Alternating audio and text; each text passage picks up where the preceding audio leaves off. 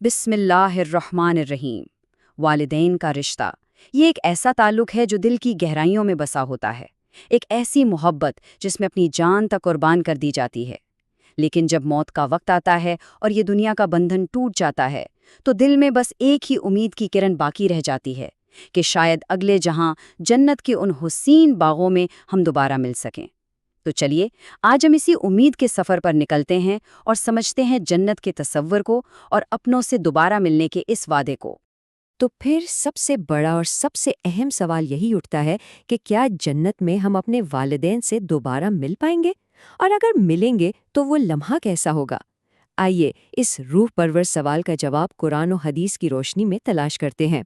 اس سفر کی شروعات کرتے ہیں زمین کے سب سے مضبوط اور سب سے خالص رشتے سے، یعنی والدین کی اپنی اولاد سے محبت۔ یہ وہ محبت ہے جس کی بنیاد ہی بے لوث قربانی پر رکھی گئی ہے۔ ذرا تصور کیجئے، ایک باپ کی آنکھیں جیسے کہہ رہی ہوں، میرے جگر کے ٹکڑے، تم گر بھی جاؤ نا تو فکر نہ کرنا، میں تمہیں ہر بار تھام لوں گا۔ اور ایک ماں کے دل سے بس ایک ہی دعا نکلتی ہے، یا اللہ، کوئی دکھ کوئی تکلیف کبھی اس کے پاس بھی نہ آئے۔ یہی وہ جذبات ہیں جو اس رشتے کو دنیا میں سب سے انمول بناتے ہیں۔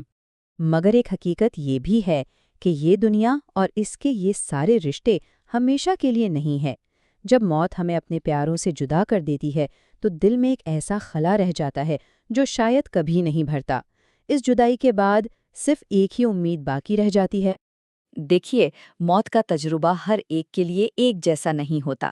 حدیث کی روشنی میں دیکھیں تو ایک مومن اور ایک کافر کی روح نکلنے کا منظر بالکل الگ الگ ہوتا ہے۔ یہیں سے روح کے سفر کے دو مختلف راستے شروع ہو جاتے ہیں۔ ایک طرف مومن کی روح ہے جو بہترین خوشبودار مشک کی طرح جسم سے نکلتی ہے۔ رحمت کے فرشتے اسے سفید ریشم میں لپیٹ کر آسمان کی طرف لے جاتے ہیں، جہاں دوسری مومن روحیں اسے دیکھ کر خوش ہوتی ہیں۔ اور دوسری طرف کافر کی روح ہے جسے ایک بدبودار لاش کی طرح جسم سے کھینچا جاتا ہے۔ عذاب کے فرشتے اسے لے جاتے ہیں اور کافروں کی روحوں میں پھینک دیا جاتا ہے۔ موت کی اس تلخ حقیقت کے بعد اب بات کرتے ہیں امید کی، وہ امید جو اللہ کی کلام میں ایک پکے وعدے کی صورت میں موجود ہے، اور یہی وعدہ ہے جو دوبارہ ملاپ کی بنیاد ہے۔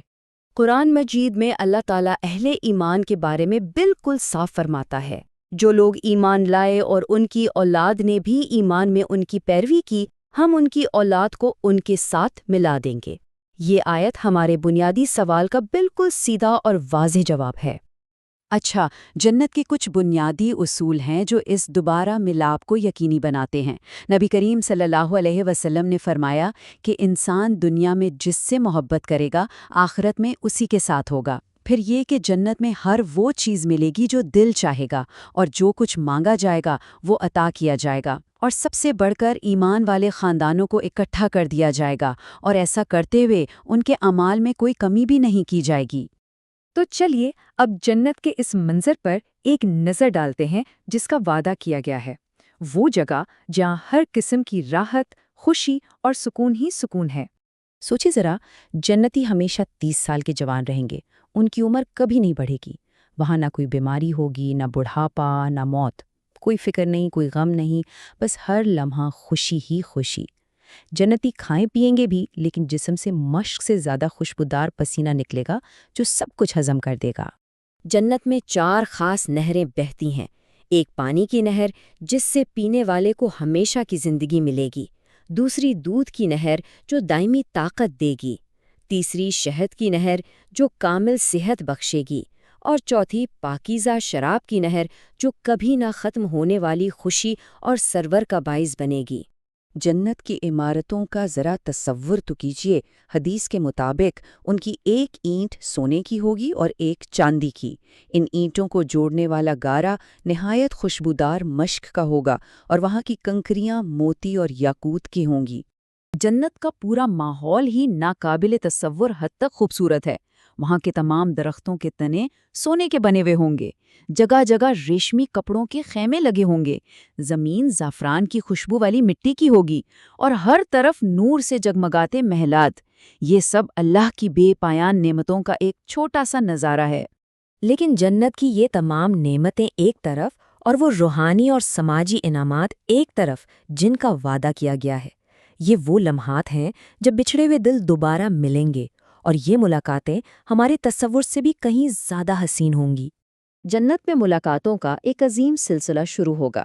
سب سے پہلے انسان اپنے خاندان اور پیاروں سے ملے گا، پھر انبیاء کرام اور صحابہ کرام سے ملاقات نصیب ہوگی، قرآنی قصوں کی عظیم شخصیات کو دیکھنے کا موقع ملے گا، جاگتی آنکھوں سے فرشتوں کا دیدار ہوگا، اور پھر ان سب کے بعد سب سے بڑا انعام ملے گا۔ اور اس سب سے بڑی نعمت کے بارے میں نبی کریم صلی اللہ علیہ وسلم نے فرمایا، تم لوگ عنقریب اپنے رب کو دیکھو گے جس طرح تم اس 14ویں کے چاند کو دیکھ رہے ہو، اور اسے دیکھنے میں کوئی دشواری نہیں ہوگی۔